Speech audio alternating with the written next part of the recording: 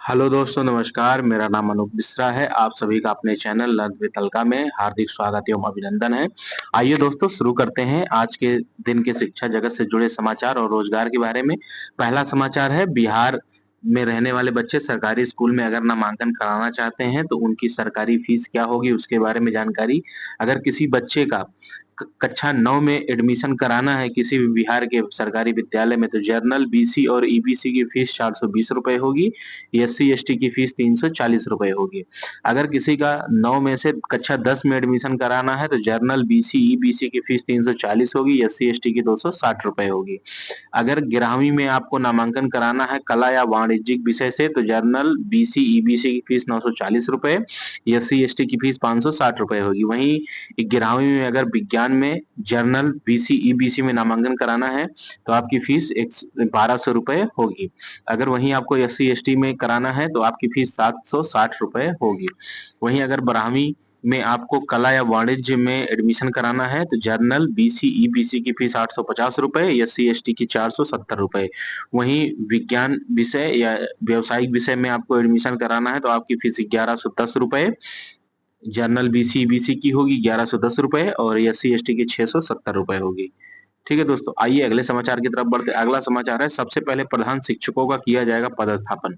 बिहार लोक सेवा आयोग से चयनित प्रधान शिक्षक और तीसरे चरण के शिक्षकों को पदस्थापित करने की तैयारी शिक्षा विभाग जोर शोर से चल रही है। विभाग ने तय किया है कि वह सबसे पहले प्रधान शिक्षकों को विद्यालय में पदस्थापित करेगा। तीसरे चरण की नियुक्ति में बहाल शिक्षकों को पदस्थापित किया जाएगा। विभाग से मिली जानकारी के अनुसार 12 अप्रैल के बाद प्रधान शिक्षकों को विद्यालय आवंटन की कार्यवाही शुरू कर दी जाएगी। विभाग ने 32,688 प्रधान शिक्षकों को उनके द्वारा दिए गए विकल्प के आधार पर जिला आवंटित किया है। इनसे अब प्रखंड का विकल्प ऑनलाइन मांगा गया है। 12 अप्रैल तक का समय है। शिक्षा विभाग के पदाधिकारी बताते हैं कि प्रधान शिक्षक के रूप में चयनित सभी नियोजित शिक्षक हैं। ठीक है। अगला समाचार है, कैबिनेट से बीईओ बहाली हेतु बिहार शिक्षा प्रशासन संवर्ग नियमावली 2025 को स्वीकृति दे दी गई है। जल्द ही आपको बिहार में बीईओ के पद देखने को मिलेंगे। अगला है, एसीएस की इंस्पेक्शन में गायब हो गए हेडमास्टर साहब और हुए हैं निलंबित। शुरू हो गई विभागीय जांच। मध्याह्न भोजन भी बंद पाया गया है, तो कृपया आप सभी शिक्षकों से निवेदन है, 6 घंटे, 6.5 घंटे, 5 घंटे जो भी समय विद्यालय के लिए निर्धारित है उस समय पर आप विद्यालय में ही रहें और पठन पाठन के कार्य को सुचारू रूप से जारी रखें। आप इधर उधर कहीं किसी भी कार्य के लिए ना जाएं। जो भी चीजों की आपको आवश्यकता हो विद्यालय आने से पहले उन सभी चीजों की व्यवस्था करके विद्यालय पहुंच जाएं। ठीक है, आइए अगले समाचार की तरफ बढ़ते हैं। अगला समाचार है, एसीएस सर के इंस्पेक्शन में मतलब क्या क्या चीजें हैं। इन इन्फेक्शन की एसीएस सर ने प्रधानाध्यापकों की वीडियो कॉल में इन्फेक्शन यूं हुआ जैसे कितना बच्चा है सर, आज तो कम बच्चा है, 20-25 बच्चा है। बच्चा क्यों कम है? मॉर्निंग हो गया है, आज से बच्चों को यूनिफॉर्म मिला, कुछ को मिला है, कुछ को नहीं मिला सर। अपर मुख्य सचिव ने कक्षाओं में बैठे बच्चों की गिनती शुरू की। 12 बजे ही पाए गए 3 और बढ़े तो 15 बच्चे हो गए। अपर मुख्य सचिव ने निर्देश देते हुए कहा कि गांव में जाइए, 2 टीचर को लेकर माता पिता के साथ मीटिंग करिए, बच्चों को लेकर आइए, तब तक बाकी 2 टीचर पढ़ाएंगे। अपर मुख्य सचिव डॉक्टर एस सिद्धार्थ ने फिर पूछा, और कोई दिक्कत? बाउंड्री नहीं है, बहुत दिक्कत हो रहा है। बाउंड्री बनेगा, पानी शौचालय है, समरसेबल वाला काम छोड़कर भाग गया है। इसी बीच अपर मुख्य सचिव डॉक्टर एस सिद्धार्थ के निर्देश पर पूर्वी चंपारण के जिला कार्यक्रम पदाधिकारी स्थापना ने पूर्वी चंपारण के हरसिद्धि के GMS government middle school Murarpur के पूरे मामले की जांच की। जांच में स्कूल में मध्याह्न भोजन भी बंद पाया गया। स्पष्टीकरण का जवाब संतोषप्रद नहीं पाए जाने पर प्रधानाध्यापक के प्रभार में चल रहे विशिष्ट शिक्षक रितेश कुमार वर्मा को तत्काल प्रभाव से निलंबित किया गया है। इसके साथ ही उन्हें विभागीय जांच के अधीन भी किया गया है। ठीक है, अगला समाचार है, 85% उपस्थिति। सुबह 7 बजे से पहले 4.09 लाख शिक्षकों ने बनी हाजिरी। सरकारी स्कूलों में मॉर्निंग शिफ्ट शुरू। पहले दिन 42,000 शिक्षक लेट पहुंचे। मुजफ्फरपुर में 86%, दरभंगा में सबसे कम 78% हाजिरी। ठीक है, आप देख सकते हैं शिक्षकों की उपस्थिति। आइए अगला देखते हैं, बिहार सरकार के द्वारा जारी कर दिया गया, राज्य में संचालित प्राथमिक से उच्च माध्यमिक स्तर तक के विद्यालयों में गुणवत्तापूर्ण शिक्षा की व्यवस्था सुनिश्चित करने एवं विद्यालयों के सतत निरीक्षण और अनुसरण हेतु प्रखंड स्तर पर एक सुदृढ़ प्रशासनिक संरचना विकसित करने के उद्देश्य से बिहार शिक्षा प्रशासन संवर्ग नियमावली 2025 का गठन किया गया है।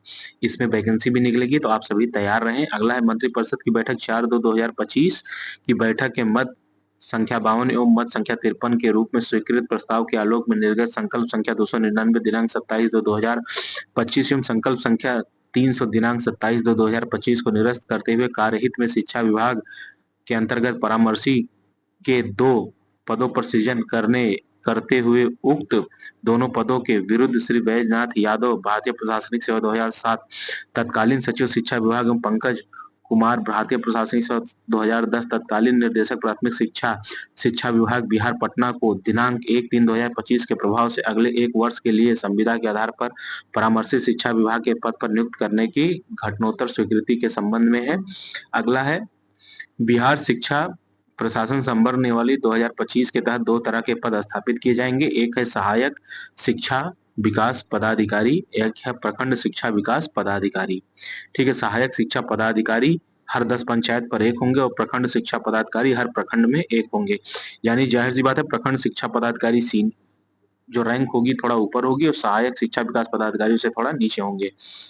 इस संवर्ग में भर्ती कैसे होगी? तो सीधी भर्ती होगी, दोनों अराजपत्रित पद होंगे। इस संवर्ग में विभिन्न पदों पर स्वीकृति बल वही होगा जैसे समय समय पर सरकार द्वारा निर्धारित किया जाता है।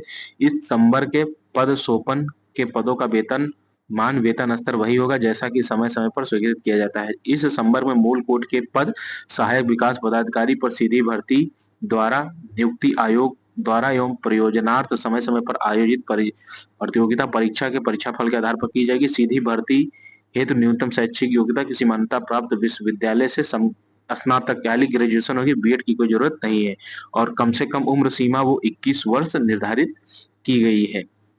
ठीक है, अगला है अपार आईडी के संबंध में।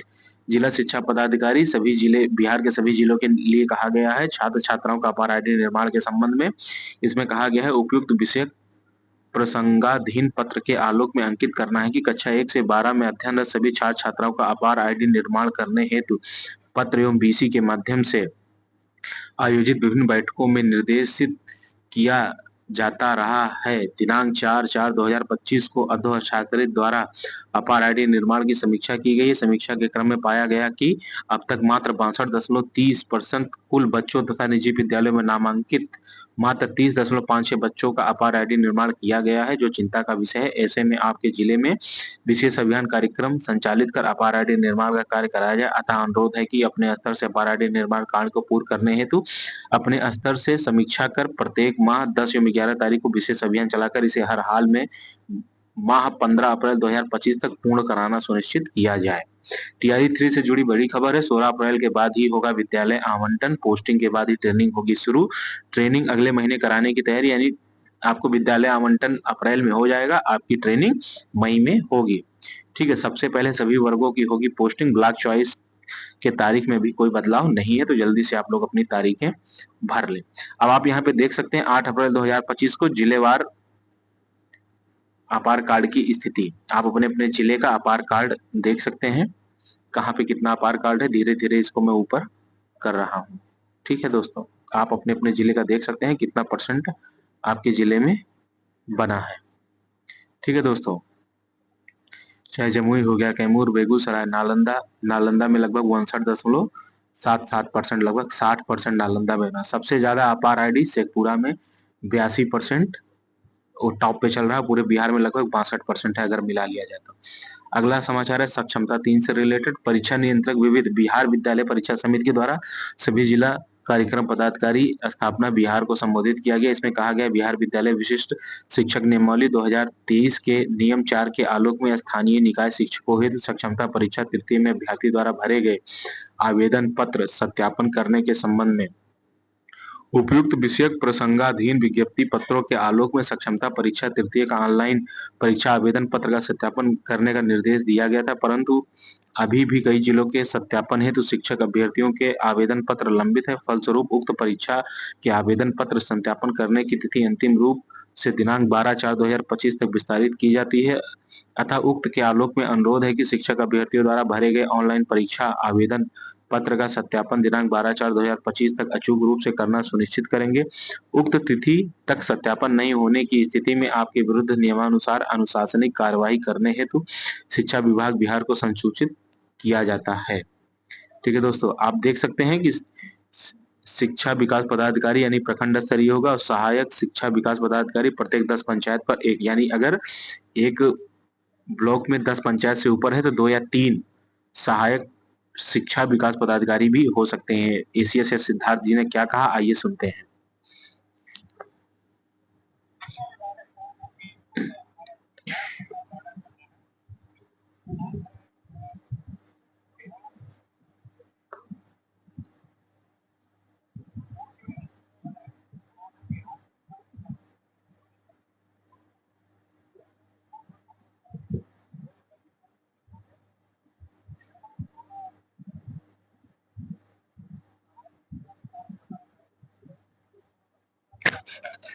शिक्षा विभाग का पदाधिकारी जो है वो गठन करना होगा और सहायक शिक्षा विकास पदाधिकारी हर 10 पंचायत में एक पदाधिकारी होंगे जो आप स्कूल का मॉनिटरिंग करेंगे, इंस्पेक्शन करेंगे और जो शिक्षा से संबंधित सुपरविजन है, सुपरविजन काम है करेंगे।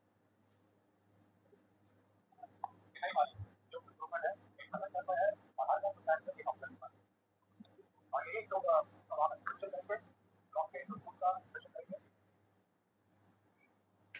इस प्रकार दोस्तों आज के मुख्य समाचार समाप्त होते हैं। आइए दोस्तों आज के अन्य समाचार को देखते हैं।